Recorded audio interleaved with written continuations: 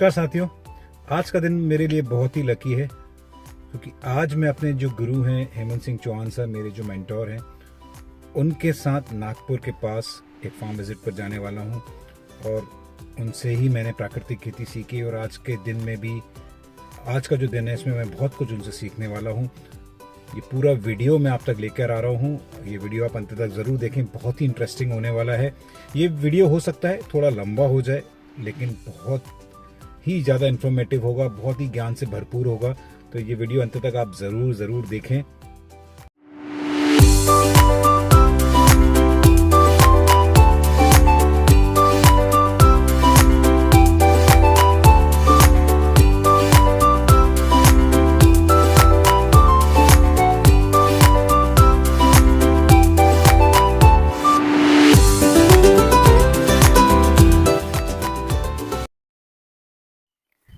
नमस्कार साथियों, आज मैं हूं मेरे गुरुजी, मेरे मेंटोर श्री हेमंत सिंह चौहान सर के साथ नागपुर से करीब 70 किलोमीटर दूर ये 60 एकड़ का नेचुरल फार्म है जो सुभाष पालेकर कृषि पर आधारित है।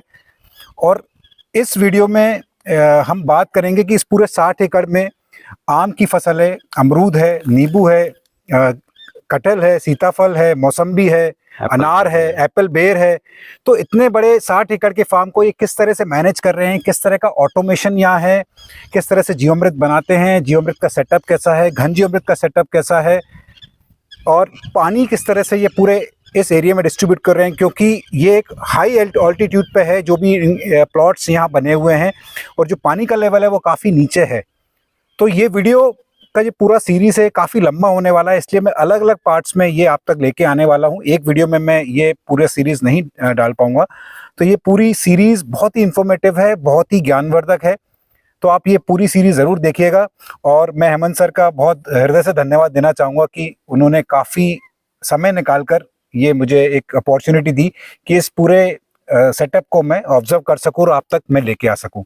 Thank you sir, thank you so much. Thank you, धन्यवाद। तो हम लोग आज खड़े हैं, इस गांव का नाम है चंदन पारडी, तालुका आता है काटोल और डिस्ट्रिक्ट आता है नागपुर। जिस फार्म पे हम लोग खड़े हैं ये सुभाष पालेकर नेचुरल फार्मिंग का एक प्लॉट है, जिसमें कि सुभाष पालेकर जी के विधि द्वारा हम लोग ये जो अनार का प्लॉट है वो लेने की कोशिश कर रहे हैं। इस अनार की उम्र अभी 3 साल हो गई और ये पहला फ्लावरिंग हम लोग लेने की कोशिश कर रहे हैं। तो ज़मीन अगर आप देखेंगे तो पूरी पथरीली और हल्की ज़मीन है और हल्के ज़मीन में ये अनार अच्छी तरह से आ सकता है। ओके। लेकिन विदर्भ की बात अगर हम लोग करेंगे तो यहाँ अनार की कौन सी फसल ले, पिछले 2-3 साल का जो अनुभव अगर हम लोग बोलेंगे तो इस अनुभव में हम लोगों को ये पता लगा कि सितंबर अक्टूबर का जो हस्तवार होता है जिसमें फ्लावरिंग आता है, ये जो फ्लावरिंग आपको दिख रहा है, ये फ्लावरिंग जो है सितंबर अक्टूबर नवंबर के वक्त का ये फ्लावरिंग है। ये जो फल लगे हुए दिख रहे हैं आपको, ये भी वही है कि ये अक्टूबर का बहार, यानी पानी की जो है 900 mm से 1000 mm पानी साल भर में होता है यहाँ पे इस एरिया में। तो ज़्यादा पानी की वजह से भी फल खराब होते हैं। ओके। तो हम लोगों ने बिना पानी वाला जो सीज़न है वो चुना फ्लावरिंग के लिए। तो अक्टूबर में ये फ्लावरिंग आ गया और यहाँ गर्मी भी बहुत पड़ती है, मतलब 46 डिग्री 47 डिग्री का टेम्परेचर होता है। तो उसमें भी इसका जो कलर है, फ्रूट का कलर और फ्रूट की टेस्ट, ये दोनों नहीं आती। तो हम लोगों ने कोशिश ये की है कि अक्टूबर में फ्लावरिंग ले और मार्च और अप्रैल में इसका हार्वेस्ट करें। इस तरीके से हम लोग इस सुभाष पालेकर नेचुरल फार्मिंग को में इस अनार को लाने की कोशिश कर रहे हैं। सर, तो अक्टूबर में फ्लावरिंग लेने के लिए पानी का मैनेजमेंट फिर आपने कैसे किया, मतलब क्या किया जिससे फ्लावरिंग आप अक्टूबर में आए? जी, अच्छा सवाल पूछा है आपने। तो हम लोग क्या करते हैं कि किसी भी पौधे को, ये जो है हम लोग पहले स्टोरेज, मतलब पत्ती अच्छी होनी चाहिए, इसके जो ट्रंक है, इसकी जो डगाली है, इसमें जो है इसमें हमारा न्यूट्रिशन जो है भरा पूरा रहना चाहिए। इसके लिए हम लोग, जैसे इसकी शुरुआत होती है हार्वेस्टिंग के बाद, समझ लीजिए अप्रैल से हम लोगों ने इसका हार्वेस्ट कर लिया, तो मई महीने से हम लोगों को इसको खाद पानी देना, इसके स्प्रे शेड्यूल मेंटेन करना, ये सब चीज़ें होती रहती। और जब अक्टूबर में हमको फ्लावरिंग लेना है तो हम लोग इसको 1 महीने के लिए स्ट्रेस में देते, ओके। मतलब पानी नहीं देते हम लोग। तो पानी नहीं देने के कारण इसका जो न्यूट्रिशन है इस पत्ती का, ये झाड़ के अंदर में आ जाता है। और फिर जब हम लोग पानी चालू करते हैं, उसके बाद में ये फ्लावरिंग आपको दिख रहा है। पानी किस महीने में चालू किया सर? पानी हम लोगों ने नवंबर में चालू किया इस साल। पानी ज़्यादा था क्योंकि अक्टूबर तक, सितंबर एंड तक, अक्टूबर के पहले वीक तक, अक्टूबर का पूरा महीना जो है हम लोगों ने स्ट्रेस दिया, नवंबर में पानी देना चालू किया जी। तो नवंबर का जो फ्लावरिंग आपको दिख रहा है ये सेटिंग कुछ इस तरीके से हुआ है। अभी हम लोग इसमें जीवामृत का स्प्रे कर रहे हैं, जीवामृत, छाछ, गुड़ का स्प्रे कर रहे हैं, दशपर्णी का स्प्रे कर रहे हैं। हफ्ते में 1 बार ये स्प्रे होता है। तो अभी आप देखेंगे कि ये जो फ्रूट्स है वो भी काफ़ी ठीक पोजीशन में लगे हुए है। ये झाड़ में देखेंगे तो इसमें भी हमको ऐसे ही नज़र आता है। ये अगर सिटिंग देखेंगे आप, ये सेट हुआ है फल। तो सर इसमें प्रूनिंग का भी बहुत महत्व है क्या? बिल्कुल बिल्कुल, प्रूनिंग बहुत ज़्यादा इम्पोर्टेंट है। ये आप अगर कैनोपी देख रहे हैं जी, इस कैनोपी में अगर आप नज़र देखेंगे तो ऊपर का जो 12 बजे का जो सनलाइट है ये पूरी तरह से इन पेड़ों के अंदर छन के नीचे तक जा रहा है। छन के नीचे तक आना चाहिए। ओके। अभी भी ये थोड़ा सा घना है, लेकिन अभी फ्रूटिंग स्टेज में है, इसलिए हम लोग इसको कटिंग नहीं करेंगे। ओके। हाँ, इसको कटिंग हम तब देते जब स्ट्रेस पीरियड में रहता है। ओके, जब आपने पानी रोका था। हाँ। ओके। उस समय हम लोग ये कटिंग करते हैं, और कटिंग करने के बाद में फिर उसको हम लोग बाहर के लिए तैयार करते हैं। तो सर कटिंग का कोई थंब रूल है, या जैसे आपने बोला कि ऊपर जो सूर्य की रोशनी है छन के नीचे तक आनी चाहिए, तो उसको ध्यान में रखते हुए हमको कटिंग करनी है क्या? हाँ, उसको ध्यान में रखते हुए कटिंग करना है। जैसे कि अगर यहाँ पर हम लोग देखेंगे, और हम लोग ये जो लगा हुआ फल है, ये फल के बारे में बात करेंगे तो आप अंदर में देख रहे हैं तो अंदर में फल नहीं। तो जहाँ पर सूरज की रोशनी नहीं जा रही है वहाँ पर वो फल नहीं लगा है, लेकिन जहाँ तक सूरज की रोशनी पहुँच रही है वहाँ पर वो फल लगा है।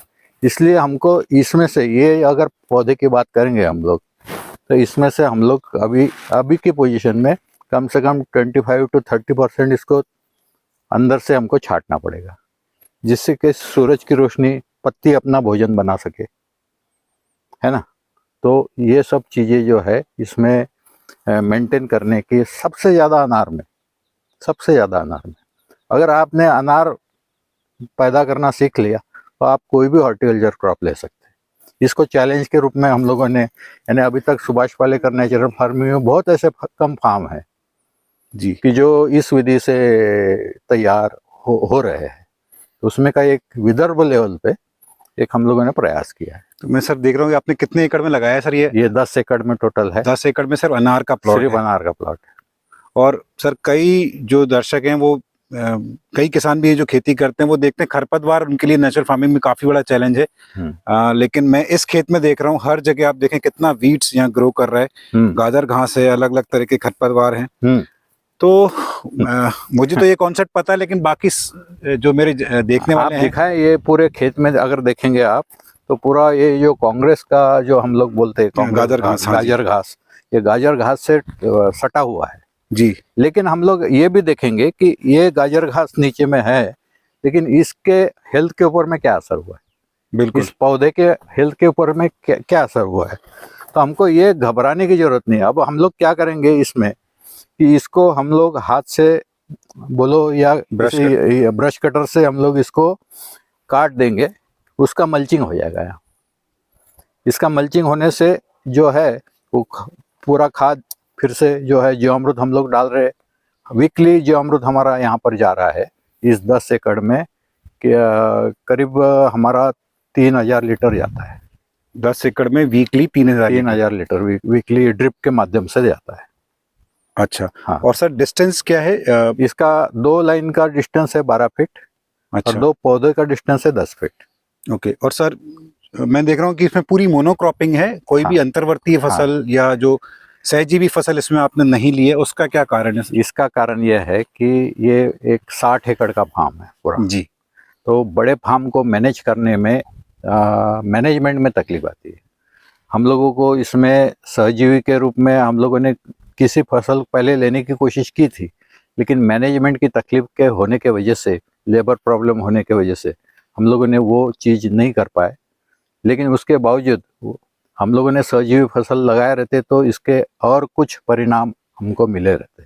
जी लेकिन हम लोग बिना सहजीवी के भी ये लाने की कोशिश कर रहे हैं। ओके हमारा जो मुख्य 4 स्तंभ है, बीजामृत, जीवामृत, वापसा और आच्छादन, इसको हम लोगों ने मेंटेन करके ये फ्लावरिंग और फ्रूटिंग लाने की कोशिश कर रहे हैं। जी। तो अभी मतलब न्यूट्रिशन पॉइंट ऑफ व्यू से सिर्फ जीवामृत, घन जीवामृत और जो आप स्प्रे शेड्यूल बताते हैं वो आप मेंटेन कर रहे हैं? हाँ, इसमें दशपर्णी और जीवामृत, गुड़, छाछ ऐसे स्प्रे इसमें चलते रहते हैं। जब ये फ्रूट मैच्योरिटी पे आएगा उस समय हम लोग सप्तधान्य अंकुर का स्प्रे मारेंगे। अच्छा। तो सर इसका जो फ्रूटिंग है मतलब जनरली अप्रैल तक, ये अप्रैल में हार्वेस्ट होगा। अप्रैल में हार्वेस्ट होगा, फिर जबकि अप्रैल में हमारा टेम्परेचर रहेगा 45 40 45 ओके 40 तक ये मैच्योर्ड हो जाएगा, ये हार्वेस्ट हो जाएगा पूरा। अच्छा। और फिर से वही पैटर्न शुरू होगा कि अक्टूबर में आप फिर से इसको स्ट्रेस देंगे, नवंबर से फिर आप बिल्कुल, फ्लावरिंग साल में सिर्फ एक ही बार हम लोग फ्रूटिंग लेंगे। Okay. Thank you so much sir. Thank you.